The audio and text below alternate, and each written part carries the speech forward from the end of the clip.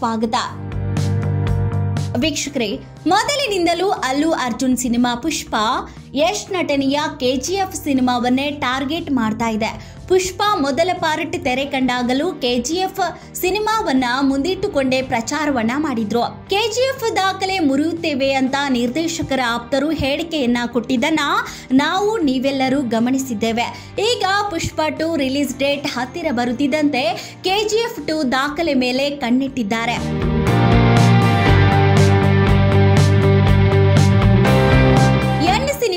ಸಂಸ್ಥೆ ಪುಷ್ಪ 2 ಸಿನಿಮಾವನ್ನ ಕರ್ನಾಟಕದಲ್ಲಿ ವಿತರಣೆ ಮಾಡುವ ಹಕ್ಕನ್ನ ಪಡೆದುಕೊಂಡಿದೆ.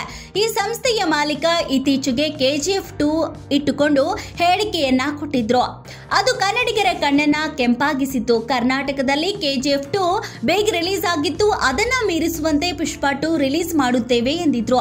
ಅದು ಕನ್ನಡ ಸಿನಿಪ್ರಿಯರನ್ನ ಕೆರಳಿಸಿತ್ತು. ಈಗ ತೆರೆಮರೆಯಲ್ಲಿ ಪುಷ್ಪ 2 ಸಿನಿಮಾ ದೊಡ್ಡ ಮಟ್ಟದಲ್ಲಿ ರಿಲೀಸ್ ಮಾಡುವುದಕ್ಕೆ ಕಸರತ್ತು ನಡೆಯುತ್ತಿದೆ ಎನ್ನಲಾಗ್ತಾ ಇದೆ. ಕರ್ನಾಟಕದಲ್ಲಿ ಅತಿ ಹೆಚ್ಚು ಸ್ಕ್ರೀನ್ಗಳಲ್ಲಿ ರಿವೀಲ್ ಮಾಡುವುದಕ್ಕೆ ಸಿದ್ಧತೆ ನಡೆಯುತ್ತಿದ್ದು, ಆ ಸಮಯದಲ್ಲಿ ರಿಲೀಸ್ ಆಗುವ ಸಣ್ಣ ಪುಟ್ಟ ಕನ್ನಡದ ಸಿನಿಮಾಗಳಿಗೆ ಥಿಯೇಟರ್ಗಳು ಸಿಗುವುದಿಲ್ಲ ಅನ್ನೋ ಆತಂಕ ವ್ಯಕ್ತವಾಗ್ತಾ ಇದೆ. ಅಷ್ಟೇ ಅಲ್ಲ, ಸಿನಿಮಾ ಟಿಕೆಟ್ ಬೆಲೆಯನ್ನು ಏರಿಕೆ ಮಾಡುವ ಹುನ್ನಾರ ಕೂಡ ನಡೆಯುತ್ತಿದೆಯಂತೆ. ಪುಷ್ಪ 2 ಬಹು ನಿರೀಕ್ಷೆಯ ಫ್ಯಾನ್ ಇಂಡಿಯಾ ಸಿನಿಮಾ. ಆದರೆ ಕರ್ನಾಟಕದಲ್ಲಿ ಈ ಸಿನಿಮಾಗೆ ಎಷ್ಟು ಕ್ರೇಜ್ ಬೇಕೋ ಅಷ್ಟೇ ಇದೆ.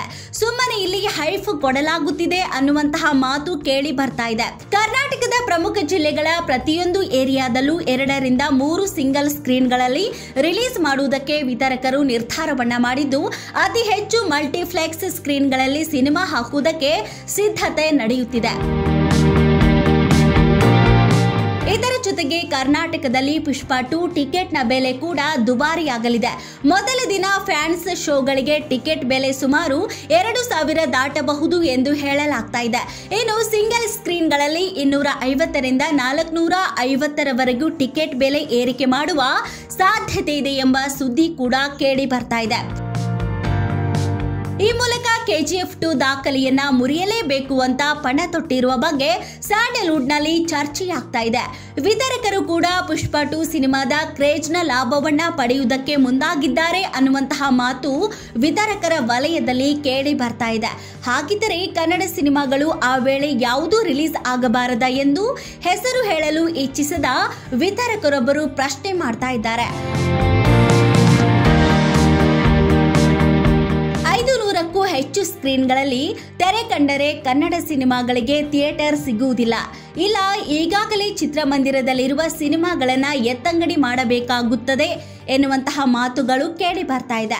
ಹಾಗಂತ ಕರ್ನಾಟಕದಲ್ಲಿ ಅಷ್ಟೇ ಅಲ್ಲ, ಕರ್ನಾಟಕ ಹಾಗೂ ತಮಿಳುನಾಡು ಬಾರ್ಡರ್, ಹೊಸೂರು, ಕೃಷ್ಣಗಿರಿ ಸುತ್ತಮುತ್ತ ಏರಿಯಾಗಳಲ್ಲಿ ವಿತರಣೆ ಮಾಡುವುದಕ್ಕೆ 1 ಕೋಟಿ ರೂಪಾಯಿಗೆ ಸೇಲ್ ಆಗಿದೆ ಅನ್ನುವಂತಹ ಸುದ್ದಿ ಕೂಡ ಬರ್ತಾ ಇದೆ.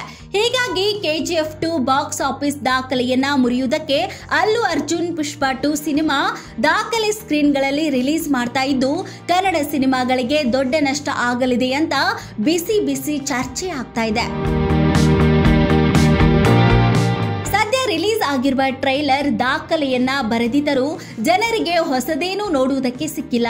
ಹೀಗಾಗಿ ವಿತರಕರು ಅದೆಷ್ಟು ಲಾಭವನ್ನ ಮಾಡ್ತಾರೆ ಅನ್ನೋದನ್ನ ಹೇಳಲು ಕಷ್ಟವಾಗಿದೆ. ಬಹು ನಿರೀಕ್ಷಿತ ಪುಷ್ಪ 2 ಸಿನಿಮಾದ ಹೊಸ ಹಾಡು ಬಿಡುಗಡೆಯಾಗಿದೆ. ಚೆನ್ನೈನಲ್ಲಿ ಅದ್ದೂರಿ ಇವೆಂಟ್ ಮಾಡುವ ಮೂಲಕ ಈ ಹಾಡನ್ನ ರಿಲೀಸ್ ಮಾಡಲಾಗಿದೆ. ಕಿಸಿಕ್ ಹಾಡಿನಲ್ಲಿ ಕನ್ನಡದ ನಟಿ ಶ್ರೀಲೀಲಾ ಮತ್ತು ಅಲ್ಲು ಅರ್ಜುನ್ ಅವರು ಹೆಜ್ಜೆ ಹಾಕಿದ್ದಾರೆ. ದೇವಿಶ್ರೀ ಪ್ರಸಾದ್ ಅವರ ಸಂಗೀತ ನಿರ್ದೇಶನದಲ್ಲಿ ಮೂಡಿ ಬಂದ ಈ ಹಾಡು ಟ್ರೆಂಡ್ ಆಗ್ತಾ ಇದೆ. ಡಿಸೆಂಬರ್ 5ರಂದು ಪುಷ್ಪ 2 ಸಿನಿಮಾ ತೆರೆ ಕಾಣಲಿದೆ. ಈಗಾಗಲೇ ಭರ್ಜರಿಯಾಗಿ ಪ್ರಚಾರವನ್ನ ಮಾಡಲಾಗ್ತಾ ಇದೆ.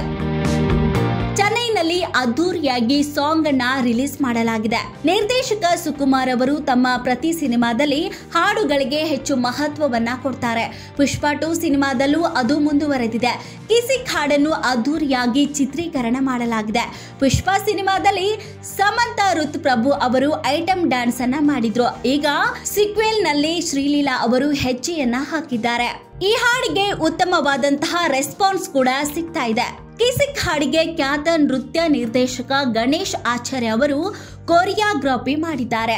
ಜಗಮಗಿಸುವ ಸೆಟ್ನಲ್ಲಿ ಈ ಹಾಡಿನ ಚಿತ್ರೀಕರಣವನ್ನ ಮಾಡಲಾಗಿದೆ. ಸದ್ಯಕ್ಕೆ ಸದ್ಯಕ್ಕೆ ಬಿಡುಗಡೆ ಆಗಿರುವುದು ಲಿರಿಕಲ್ ವಿಡಿಯೋ ಮಾತ್ರ.